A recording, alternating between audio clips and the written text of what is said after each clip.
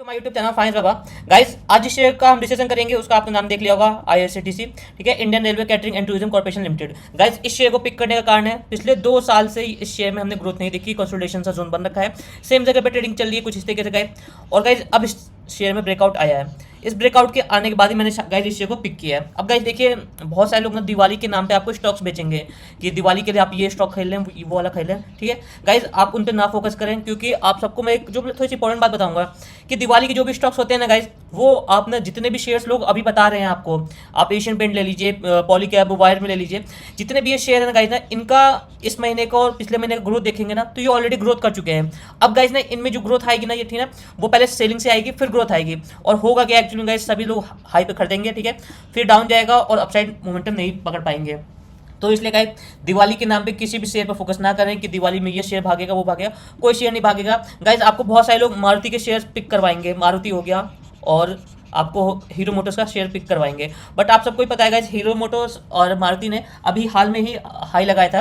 Approx के पास Maruti Suzuki ने 10,000 या 11,000 का हाई लगा के ही अभी थोड़ी सी डाउन चल रही है, और हीरो मोटर्स ने भी हाई लगा दिया है। तो इसलिए गाइस दिवाली शेयर्स के पिक के नाम पे आप थोड़ा सा बचें और हमेशा लेवल्स पर फोकस करें गाइस। चलते हैं गाइस, हम अपने शेयर पर आगे बढ़ते हैं। तो गाइस इस शेयर पे देखिए हम किस किस बेसिस पे डिस्कशन करेंगे। पहले तो फंडामेंटल डिस्कशन करेंगे, फंडामेंटल जो भी गाइस शेयर का फंडामेंटल है उस पर डिस्कशन करेंगे। उसके बाद चार्ट बेसिस पे भी डिस्कशन करेंगे। चार्ट बेसिस पे गाइस हम डिस्कशन करेंगे चार्ट बेसिस में क्या क्या होगा।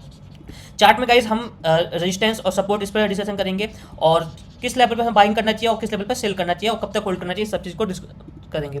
चलते हैं गाइस। तो गाइस सबसे पहले देखेंगे आईआरसीटीसी। तो आप सबको पता है कि 1999 में इसका स्टेबलाइजेशन हुआ था as a mini Ratna government of India. ठीक है, और इसका जो बिजनेस डिवीजन है वो कैटरिंग एंड हॉस्पिटलिटी है। ठीक है, इंटरनेट टिकटिंग है। तो कैटरिंग आप रेलवेज में जाते होंगे तो एक कैटरिंग कोच होती है जो आईआरसीटीसी के लिए होती है। ठीक है, और आपने देखा वो फूड सेल्स करते रहते हैं। आपको एक चीज़ पता होगा कि पहले जो थाली 60 की मिलती थी अब वो 100 की हो गई है। तो गाइस अगर ये पैसे बढ़ेंगे तो आने वाले समय में आईआरसीटीसी की प्रॉफिटेबिलिटी बढ़ेगी। इंटरनेट टिकट, ठीक है, टिकट्स पे भी आपको पता है कि आईआरसीटीसी का फुल एंड फ्लेज मैनर में कब्जा है इंडियन रेलवे के टिकट्स पे। उसके बाद पैकेज ड्रिंकिंग वाटर, इसमें तो बहुत सारे प्लेयर हैं। ठीक है, स्टेट त्रिता और टूरिज्म। देखिए टूरिज्म में ना अभी आईआरसीटीसी का कोई कॉम्पिटिटर नहीं है गाइस। ठीक है, और इस कॉम्पिटिशन में सिर्फ आईआरसीटीसी है, इस वजह से इस शेयर को बहुत ज़्यादा बेनिफिट्स मिलते हैं। कई बार क्या होता है गाइस कि अच्छे अच्छे जो फॉरेनर्स आते हैं ना, तो वो क्या करते हैं कि गाइज आपने महाराजा ट्रेन के बारे में सुना होगा इंडिया के, उसमें बुकिंग कराते हैं और अच्छा खासा पैसा लेते हैं। अब गाइज स्टेट तीर्थ, ठीक है, आपने तीर्थ यात्रा सुनी होगी, तो कुछ उस तरीके से है। तो आप सबको ही पता है कि इंडिया में जो भी बड़े चाइल्ड्स होते हैं, बच्चे होते हैं, तो वो अपने माँ बाप को तीर्थ यात्रा पर ले जाना चाहती हैं गाइज, तो उसका भी बेनिफिट्स आईआरसीटीसी उठाएगी। गाइज अब शेयर पर आगे चलते हैं। शेयर पे आगे देखेंगे तो मार्केट कैपिटल है 57,584 करोड़ का, जो कि बहुत ही अच्छा है, और आने वाले समय में ये 1 लाख करोड़ का भी मार्केट कैपिटल होगा। बट गाइस जो सबसे बैड न्यूज़ है, स्टॉक का पी रेशियो 56.9% है, और ये बहुत ही हाई है। अब गाइस इसके लिए क्या करना है ना, आप इस वीडियो को कंटिन्यू करके देखते रहिए। ठीक है, इसकी मत करिएगा, मैं आपको आगे बताता हूँ कि इसके लिए मैं क्या करना है। अब गाइस देखिए पी रेशियो तो हाई है, बट जो आरओसी है वो भी बहुत अच्छा है, 59.2%। आरओसी क्या होता है गाइस, मैं आपको एक्सप्लेन करता हूँ। आरओसी जो होता है ना, रिटर्न ऑन इक्विटी, ठीक है, return on equity compound earning. जैसे कि गाइस देखिए आपको आरओई पहले देख लीजिए, आरओई जो होती है ना 45.4% है। रिटर्न ऑन इक्विटी आपको 1 साल पे शेयर पे जो रिटर्न मिल रहा है वो 45.4% मिल रहा है। वहीं अगर हम 3 साल का आरओसी मान लें या 5 साल का भी, तो वहाँ पे 59.2% मिल रहा है।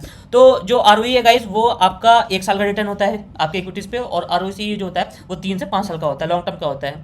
अब गाइस पाइटर्स की स्कोर देखेंगे, ये भी 6 है जो गुड है, और डेप्ट टू इक्विटी जो है गाइज वो बहुत ही कम है। डेप्ट टू इक्विटी जो होता है गाइज ना, ये आपके इक्विटी शेयर पे या शेयर्स पे कंपनी ने कितना लोन ले रखा है, तो बहुत ही नॉमिनल है। मैं तो जहाँ तक मानूंगा कि है भी नहीं, 0.03% है जो डेप्ट टू इक्विटी है, और बहुत ही अच्छी चीज़ है गाइज। इंडस्ट्री का पी रेशियो जो है 56.9% है। अब गाइज चलते हैं पी रेशियो पे। मैंने आपको कहा था पी रेशियो डिस्कशन करेंगे। देखिए गाइज मैंने जो बताया था आपको, पी रेशियो कभी इस शेयर का 289 था गाइज, ठीक है, और बहुत ही हाई पी रेशियो था। इस समय पी रेशियो में गिरावट देखने को मिली है हमें, और पी रेशियो 53-56 लो मार के आया है। और आप ईपीएस में देखेंगे, ईपीएस 2.39% और ऐसे ही, लेकिन अब ईपीएस जो है इंक्रीज हुआ है, और ईपीएस जो है 11 और 12 के आसपास पहुंचा है। तो गाइस ईपीएस तो पोटेंशियल दिखा रहा है शेयर में ग्रोथ का, और पी रेशियो डाउन जा रही है, ये भी एक ग्रोथ का सिग्नल दिखा रही है। तो पी रेशियो में करेक्शन होने की वजह से शेयर में करेक्शन देखने को मिला था, और ईपीएस भी अपसाइड मोमेंटम दे रहा है। अब गाइज देखिए सबसे इंपॉर्टेंट क्या होता है ना किसी शेयर में, कि किसी शेयर में उसमें इन्वेस्टर्स कैसी अपनी रुचि दिखा रहे हैं। जैसे कि आप ये देखें, प्रोमोटर्स की जो इंटरेस्ट है इस शेयर में वो 87% से 62 हो गई है। ठीक है गाइस, अब पैनिक नहीं होना, मैं आपको एक चीज़ बताता हूँ कि 87.40 से 62 क्यों हुई है। देखिए सेबी के रूल के अकॉर्डिंग, ठीक है, इंडियन स्टॉक मार्केट एक्सचेंज के रूल के अकॉर्डिंग, अगर आप अपना स्टॉक NSE में या BSE में सेबी में लिस्टेड करवाते हैं, तो आपकी जो प्रमोटर्स की होल्डिंग है ना गाइस, वो 74% से कम होनी चाहिए। प्रमोटर्स की होल्डिंग अगर 74% से कम नहीं होती है तो NSE और सेबी एक अटॉर्नी पावर रखती है कि आपका शेयर डीलिस्ट कर देगी या आप पे फाइन लगा सकती है। तो गाइज आपने देखा होगा कि जब भी यहाँ से शेयर्स कम हुए होंगे प्रमोटर्स के, तो ब्लॉक डील हुई होगी। अब देखिए 87% से 67%, 20% की गिरावट आई है, ठीक है। और 20% की गिरावट आने में 16% जो होल्डिंग है सबसे ज़्यादा वो ली है पब्लिक ने, और DIS ने 7% की, और 8% की ली है करीबन FIS ने। तो होल्डिंग किसी न किसी के पास गई है। अब गाइज देखिए नेगेटिव चीज़ कब होती है ना, कि प्रमोटर्स ने होल्डिंग कम कर दी और कोई भी बाय करने वाला नहीं है, तो ये चीज़ बहुत नेगेटिव हो जाती है। इसका मतलब कि प्रमोटर्स भी अपना इंटरेस्ट नहीं दिखा रहे और कोई इंटरेस्टेड भी नहीं है। अब गाइज देखिए प्रमोटर्स के बाद FIS जो है ना, इन्होंने अपना इंटरेस्ट बढ़ाया 0.88% से 6.996%, ठीक। DIS का जो इंटरेस्ट है 1.65% से 9.92%, DIS के भी अच्छा इंटरेस्ट है, और पब्लिक ने बहुत अच्छा इंटरेस्ट दिखा रखा है 10 से 20 का, एक्चुअल में डबल हो चुके हैं।